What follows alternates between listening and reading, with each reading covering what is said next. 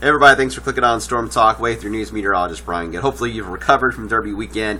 Now it's time to get into how the rest of the month of May is looking. As always, Case, we start off with our severe weather outlooks from SBC, and I've added on the lighter shade of the green. Almost looks like a very pale looking green color. That is where any chance for thunderstorms would exist. I've added that on to the category list to get a general idea with the best chance to see a storm overall the next 3 days. And then the intensity, of course, goes up as you get into that yellow zone, if not darker in those shades. There you see the marginals where you start that green shade. That pale green is not severe or even marginal. There's a chance for just a few pop-up lightning and heavy downpour type events that could develop. All right, for today, main risk north of Louisville. We've covered that already on social media. A little bit of a weakness going on across the atmosphere in the northern counties. And the cumulus clouds have been developing, so can't run an isolated brief downpour that can develop, and that kind of a setup. Once you get into Kentucky, though, this ain't going to happen.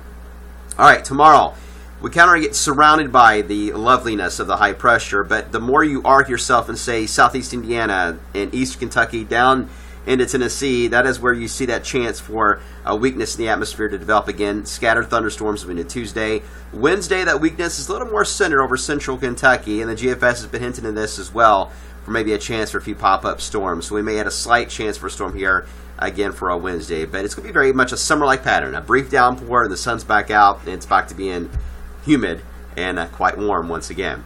So severe weather risk, just not in the cards for this week.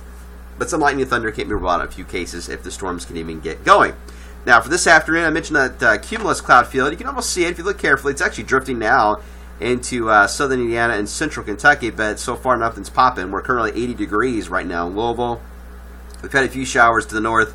Can't rule out an isolated storm again that could try to fire up the very last minute between now and, say, sunset, but chances that still look to be very much on the small side of things. So your hourly forecast will climb to about 84, it looks like, this afternoon, and it's going to be warm tonight. I mean, we're going to be in the 60s, mid-upper 60s, all the way through midnight for tonight. It's almost like a June feel outside. Now, here's the pattern overall for this week, and this is the GFS, and I kind of want to give you a setup of how this is looking.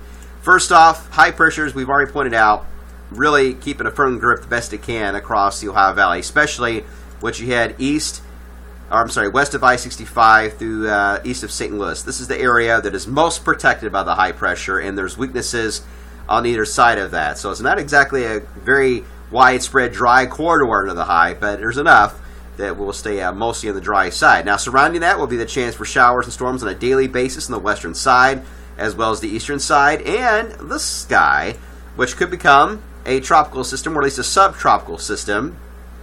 The hurricane hunters are flying into this as early as tomorrow. They issued a statement at 11:30 this morning saying they plan to fly into it. Subtropical, by the way, just means it has the characteristics of an area of low pressure and a tropical system. Keep in mind, tropical systems are warm core, very much heat engines.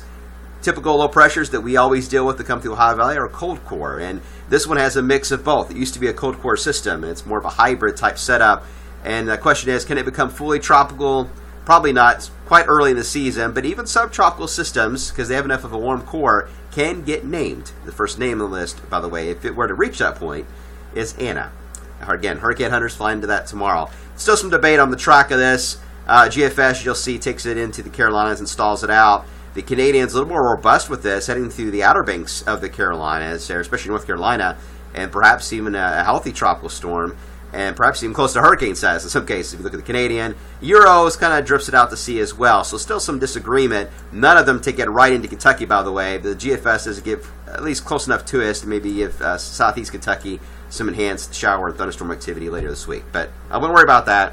Let's focus on our short-term weather. As we into Wednesday and Thursday, you can see where that high has got a firm grip and very narrow corridors, I mentioned, right across this area. Either side of that, your storm chance does exist. As we into Friday and Saturday, we start to lose the grip of that high enough that I do think these showers and storms will get slowly closer to us. But even as we into Mother's Day, there's going to be a small chance for a brief shower or thunderstorm, but anything widespread just doesn't look very likely at all, even as we head into this weekend. So get used to the summer pattern. Here's the short term on the RPM. You can see this afternoon, best chance of storms up to the north. Again, I cannot roll out and isolate. That's why I put a 5% chance in for the Bats game for this evening. Just for that coverage, there could be an isolated brief downpour. I mean, 10 minutes is all it would last if it even got going. Otherwise, 80s in store for us. And later on tonight, It's going to be warm in the 60s, and then tomorrow, again, maybe a slight chance for a pop-up shower. I still think the best chance is going to be over in this area into eastern Kentucky. Look at the soundings from the NAM model here in Louisville. Again, here's the ground level, looking straight up. You can see the dry air in the lower levels of the atmosphere. They come together enough, about 5 to 10,000 feet, to give us that cumulus cloud cover as we head into tomorrow afternoon. But still, overall, it's a very dry profile in the atmosphere, which it's going to be warm and it's going to be unstable, but there's just not a lot of moisture and not much of a trigger to get anything going for us. As we head into Wednesday, very similar setup. You see the cumulus cloud field develops about 5,000 feet as it typically would do.